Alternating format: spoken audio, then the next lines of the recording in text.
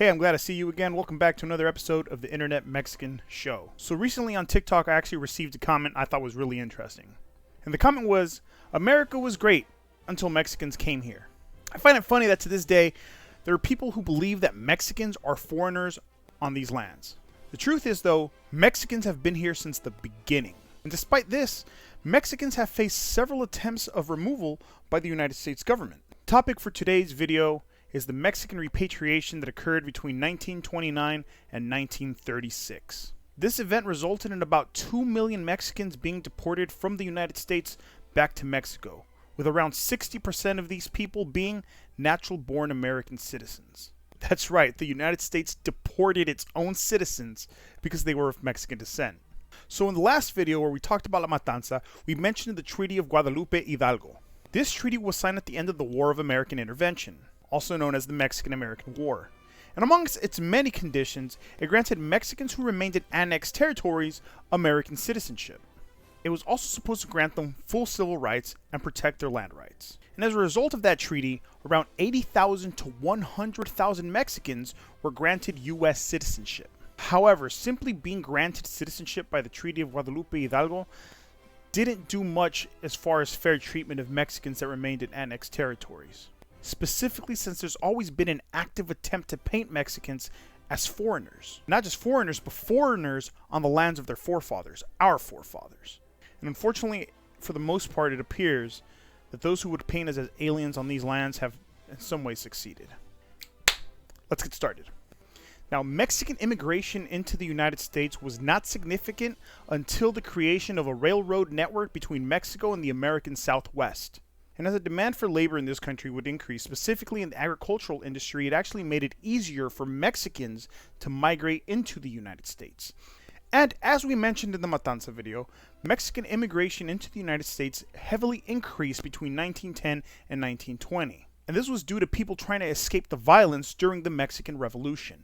And although this increase in Mexican immigration into the United States created a lot of racial tension and unrest, and it also created a lot of anti-Mexican sentiment, Mexican immigration to the United States was also encouraged, specifically by employers who were in need of labor. And these employers would actually hire very aggressive labor recruiters that would go into Mexico and then persuade people to come work in the United States. However, despite the fact that American companies were hiring very aggressive labor recruiters to go down to Mexico and encourage Mexican immigrants to come to the United States, by 1929, we began to see a strong anti-Mexican sentiment throughout the United States. Part of what fuels this racist anti-Mexican sentiment is the start of the Great Depression. Mexicans during the Great Depression are blamed as taking jobs away from Americans, and they're also blamed for supposedly increasing the cost of public assistance. The spokesperson for the Los Angeles Citizens Committee for Coordination of Unemployment Relief, one C.P. Vizel, even wrote to the federal government, "We need their jobs for needy citizens." Ironically, many needy citizens in the West were of Mexican descent. At this point in time where Mexicans were being scapegoated, we even had Congressman Martin Dies going as far as to claim that the large unemployment numbers were to be blamed on immigrants in this country. Groups such as the American Federation of Labor and the National Club of America even urged Americans to pressure the government into mass deporting Mexicans as a way to reduce unemployment. It became very easy at the time to paint Mexicans as the other, and thus making them the blame, making them the scapegoat for a lot of the issues that people in the United States were having during the Great Depression. And since they were being scapegoated for a lot of these issues, it made it easier for the American government and the American people to stand behind the idea of mass deporting Mexicans, of repatriating them to Mexico. However, this would lead to the deportation of people simply for being Mexican or appearing Mexican, regardless of their citizenship status. President Herbert Hoover even went as far as to calling this plan to repatriate Mexicans a program that would create American jobs for real Americans, implying that Mexicans living in the United States weren't real Americans. Now again, the justifications that were made for repatriation were that Mexicans were taking jobs from real Americans and that Mexicans were burdening the public assistance system in the United States, the welfare system. However, it should be noted that modern research on the topic suggests that the economic impact of deportation was negligible. And at times, it was even negative. And this negative impact came from cases where family groups that might not otherwise be eligible for welfare would then become eligible due to the loss of a parent to deportation. This would leave the remaining parent to try to make ends meet, often relying on government assistance. And it should be noted that although Mexicans were being blamed for overwhelming the American welfare system during the Great Depression, Mexicans actually only made up less than 10% of the recipients across the country. If repatriation had limited effect, and in some cases a negative effect on the American economy, then what fueled the move towards repatriating Mexicans? For the most part, racism. Mexican repatriation was solely based on the ethnic and racial backgrounds of its victims. The purpose of repatriation was simply to remove people of Mexican ancestry from the United States, and the excuses given were meant to play on people's desperation during the massive economic catastrophe that was the Great Depression. And the success of the repatriation program during this time was so extensive to the point where experts today actually classify Mexican repatriation as an ethnic cleansing. And this ethnic cleansing was justified under the excuse that Mexicans were stealing financial assistance and jobs from real Americans, as President Hoover put it. As a matter of fact, we know that this was solely based on racism.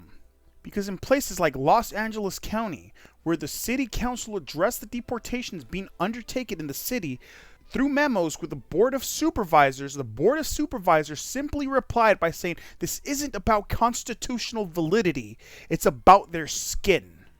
And one could further make the argument that repatriation was solely based on racism simply by looking at the mechanisms that were used for repatriation. Oftentimes, there was no distinction made between illegal Mexican immigrants, legal Mexican immigrants, and U.S. citizens of Mexican descent. And let's actually talk about the mechanisms for repatriation.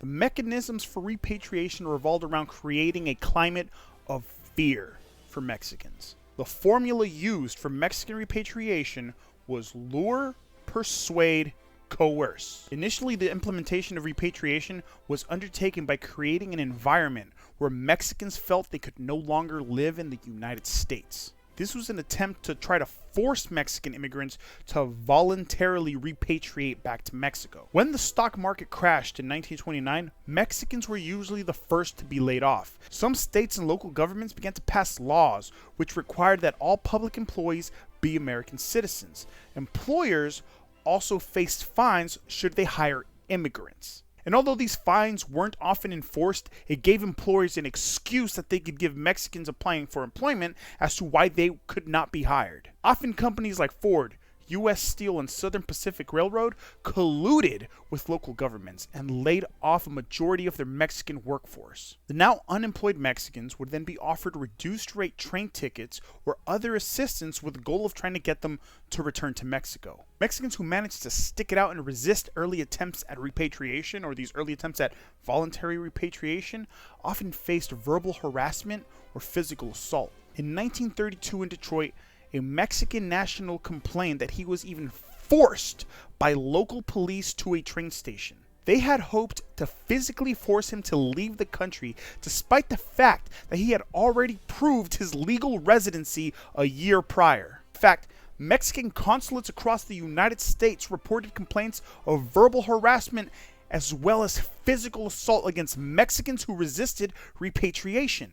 Secretary of Labor William Doak ran a campaign to remove 500,000 foreigners from the United States. Doak's campaign involved monitoring labor protests or farm strikes. Protesters at these events would then be labeled as subversive individuals, communists, or radicals. Oftentimes, people at these events would then be charged with being illegal immigrants or with engaging in illegal activity and thus making them subject to deportation. In places like Los Angeles, California, local law enforcement would work with federal officers. They would raid public places in predominantly Hispanic communities. And as mentioned, oftentimes there was no distinction made between immigrants, either legal or illegal, and American citizens of Mexican descent. If you looked Mexican, if you spoke Spanish, if you had a Mexican name, you were at risk of being repatriated during one of these raids. And oftentimes, Mexicans that were apprehended for the purpose of repatriation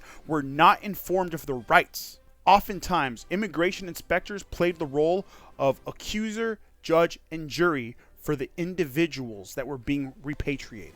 And oftentimes, these people were not made aware of their rights, so they didn't have the ability to speak to an immigration attorney. Those who did request to speak to an attorney often didn't get the opportunity to, because whether or not these people had access to representation was at the discretion of the immigration inspectors dealing with their case. This process was likely in violation of these people's Fourth Amendment rights, as well as the right to due process. Many Mexicans who were not technically deported by the government and instead were given the opportunity to self-repatriate were often misled.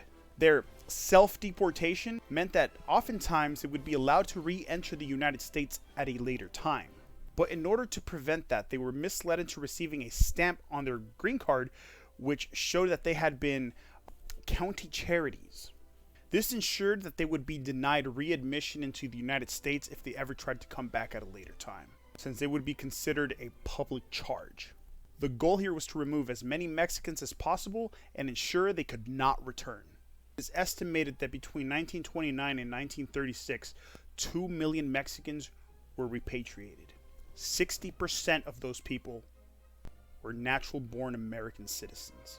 Unfortunately, I don't think we'll ever know the true number of people that were affected. Many of the repatriations were not undertaken in an official manner. Oftentimes, people were not even told that they could request a trial. For some of these deportations, there's absolutely no record of them, because these people were coerced into voluntarily leaving. So here's the thing though, with so many people having been illegally deported, so many American citizens having their rights violated, with such a large ethnic cleansing occurring during one of the most talked about economic recessions in this country, why is it that you've never heard of this? In 2006, a survey of the 9 most commonly used American history textbooks in the United States found that 4 of those books did not mention Mexican repatriation once. Only 1 of those 9 books devoted more than half a page to the topic. Combined, only about 4 pages of information was devoted to Mexican repatriation. By comparison, about 18 pages were devoted to the internment of Japanese Americans during World War II. It's as if this period in history of Mexican Americans and Mexican immigrants is being swept under the rug. However, it doesn't have to be. We can talk about it. We can talk about it the way I'm talking about it. Simply because our educational system doesn't teach this doesn't mean that we can't learn about this ourselves and then go teach it to the next generation, to our own kids, our nephews, our grandkids. We can keep these stories alive. And as a matter of fact, it is our responsibility to keep this story alive. If we don't learn from history, it is doomed to repeat itself. The truth is that we can't learn from the past that we've never been taught to begin with. Already we see the echoes of this past through the actions of the current administration. When talking about repatriation to Congress, President Herbert Hoover stated, "As we speak tonight, we are removing gang members, drug dealers, and criminals that threaten our communities and prey upon our very innocent citizens." One can't help but make the comparison to Trump's speech warning about Mexico supposedly sending less than its very best, and making the claim that those coming here were bringing crime, that they were rapists, although some we assume are good people. So that's it for today's video, and as always, I urge you, please, please, please, go out and research a lot of this on your own. What I give you here is a small glimpse. Use me as a jumping off point. If you want to learn more about this topic, check out the description. Those are the links for a lot of the sources that I used. Please go down this rabbit hole on your own. There's a lot more to learn than what I could present in the short videos I post up on YouTube. Chances are, if you didn't know about this, then people in your life probably don't know about this either. This isn't something that's taught to us right here in the United States. Funny, given this is something that happened in the United States to American citizens. And again, if you like this content, if you like this video, I urge you, please like, comment, subscribe. It helps the community grow. And again, this has been Internet Mexican. Don't forget to follow me on TikTok, Internet Mexican. Thank you guys for watching, and I'll see you guys next time.